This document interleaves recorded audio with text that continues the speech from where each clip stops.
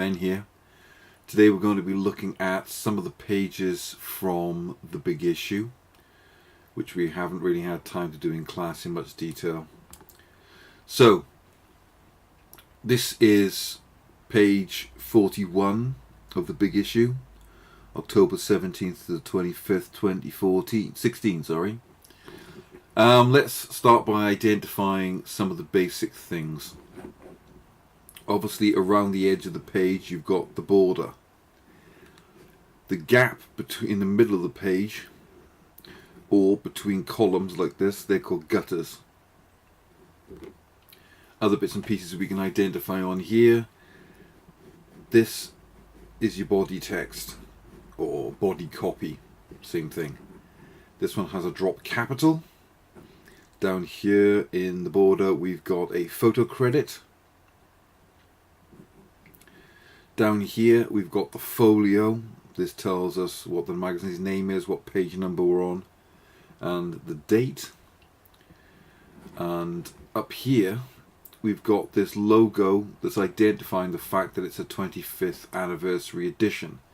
Now normally you might have a logo or a name up here which identifies which part of the magazine you're actually looking at. They're called department heads. If they appear on more than one page, it's called a running department head. Now up here is a thing here saying Rise Bakery. This is telling us what this article is about. Down here we've got the actual headline, I suppose you'd call it, or title of the article. Down here we've got the stand first, sometimes known as a deck. This is telling us what the article's about. It summarizes the article in a short amount of words, so that if you're flicking through the magazine, it's there to grab your attention. Your body text or copy is in a 3-column grid. And up here, this is, I don't know, normally you call it sidebar. Sidebar, though, is usually connected to the actual article. This one isn't. This is something that you've got going through every section of the magazine, and it relates to the 25th anniversary. So what this does is it has a series of little references to some of the great moments in the big issue's history. They're calling it a moment in time. That, I suppose, is the running department head, I guess. Got the big issue masthead there. Picture. Caption, cover of the year, July 2015. Big issue scoops prestigious PPA British magazine cover of the year gong. That's a colloquialism meaning award. Featuring Sergeant Rick Clement, who lost his legs in Afghanistan. Photographed by Bryan Adams. Not presumably the singer Bryan Adams. Now, you've got your photograph. This is what's called art. So any images are called art in a magazine or newspaper. This one doesn't have a caption. Normally you'll have some kind of caption on there explaining what the picture's about. This one doesn't. Interesting, well down here we've got the byline, words by Adam Forrest. That's the byline, as in it's written by. It's got his web address there, or his email account or Twitter handle, I'd imagine there. That's good for, you know, being able to speak back to the audience. So, you know, your Clay Shirky stuff.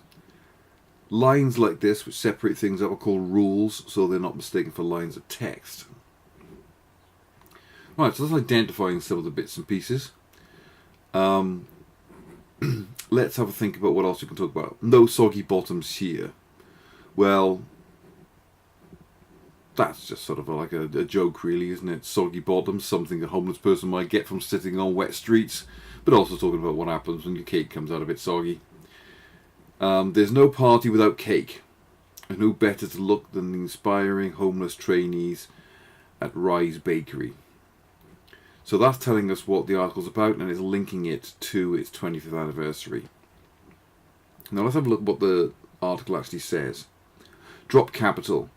Not all magazines or newspapers do this. Why they've got one, it's just a convention. It's just there to make these things look pretty. I don't think there's any particular reason for them. I mean, drop capitals go back to, they were used in, the earliest handwritten Bibles. They were used partly as illustration more than anything else.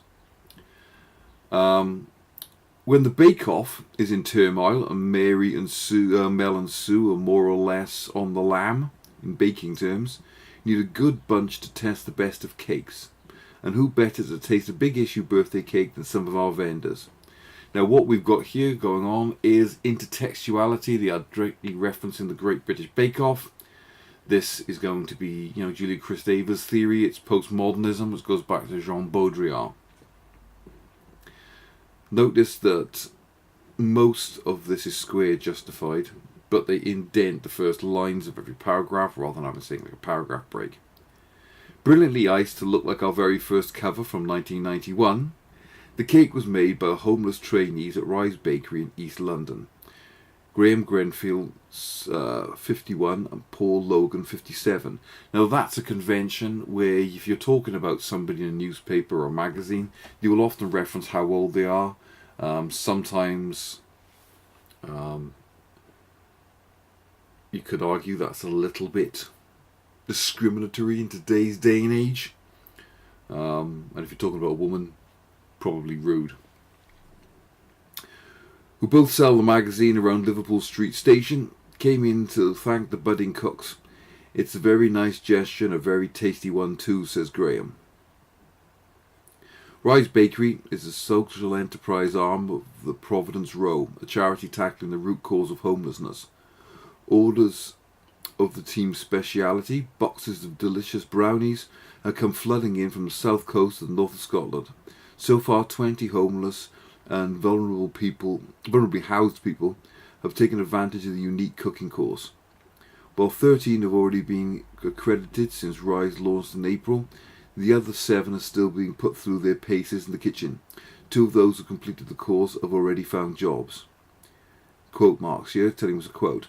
Some people have worked in the kitchen previously and were completely new and ready to try something different, explains Dom Gates, Enterprise and Training Manager.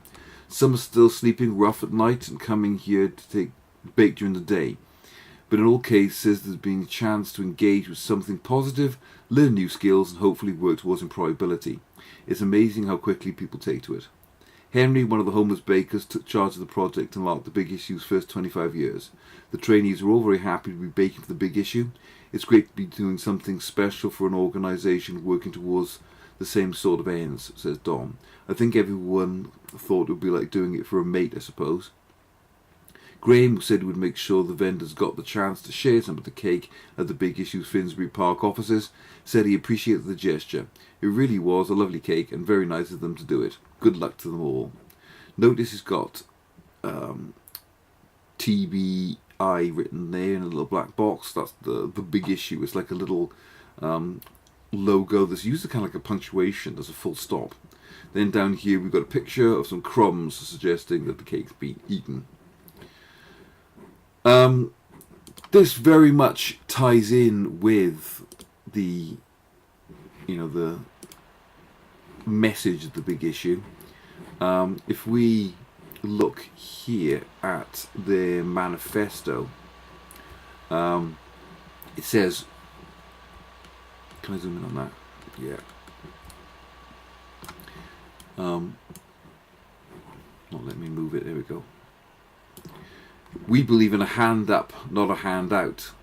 So, like the Big Issue, the Rise Bakery is helping people to work their way out of poverty and homelessness by giving them a skill, by giving them employability skills so they can one day get a job perhaps.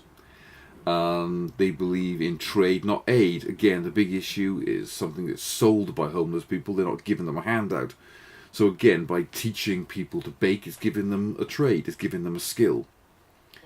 And it's not just people who are homeless, it's people who are, have got vulnerabilities in their sleeping and living arrangements that are going to this bakery. So what we've got a situation here is, there's a, what's the word I'm looking for, a sort of like solidarity between these two organisations. They work together, helping, homeless people for similar reasons. So it makes sense to be, so they're almost like they're cross-promoting each other, really, if you're looking at it from that point of view. What's interesting here, look, if we look at this, notice how it's got a drop shadow around it, making it have this kind of 3D effect. This is called skeuomorphism. Skeuomorphism is where something has obsolete features, but it retains them for aesthetic purposes, really. Think of a modern house that's got mock Tudor, designs on it, or something like that. It helps to give it a 3D effect, make it feel, give it a sense of depth, as opposed to what we call flat design, which is what you'd expect from something like Windows 10 tile system, for example. Everything looks flat and two-dimensional. Whereas if you look at the old operating systems on mobile phones, they actually meant to look like three-dimensional buttons, even though they weren't, because they're on a touch screen. Let's look at the semiotics here. Beyond that, the bibs, the big issue bibs. Red being the colour of the bibs. We see red being repeated up here. This is, part of part of the house style, part of the brand of the magazine. Helps to identify these people. We've got two older gentlemen here. This seems to be something we've got running all the way through it. There's a lot of older people being represented here. They're people who are not normally, homeless people in general, but older people are people who are not necessarily often represented in magazines that aren't aimed at specifically at older people. What else can we talk about? Mise en scène, they're obviously in a kitchen, they've got the cake in front of them. Surprisingly, they don't actually show us a picture of what the design on the cake looks like. You think that'd be something they do. You think that something about the work that went into it. Font-wise, this font is used repeatedly through the magazine. It looks very much like something similar to Century Gothic, or Johnston, which is the name of the font that's used on the London Underground and all their logos. It's a sans serif display font, very good for titles, but you wouldn't use it for body text. What we've got here is some kind of serif font. Remember, these little things here are serifs. If it's got them on it, it's a serif font. If it hasn't, it's sans serif, because sans is French for without. So, much better for body text serif fonts, especially if you've got very small letters. They're much easier to read when you've got small fonts. Not an awful lot to talk about in that picture, to be perfectly honest. I suppose, David Gauntlet, or you could be talking about people having more diversity of representations in today's day and age, and that, the two men who are being depicted here, Graham Grenfell and Paul Logan, they could be ideal selves, role models for perhaps other big issue vendors. They're certainly being held up as, examples of people who, should be admired in that they are trying to do something to remedy their unfortunate situation. Yeah, not a lot to talk about with this one.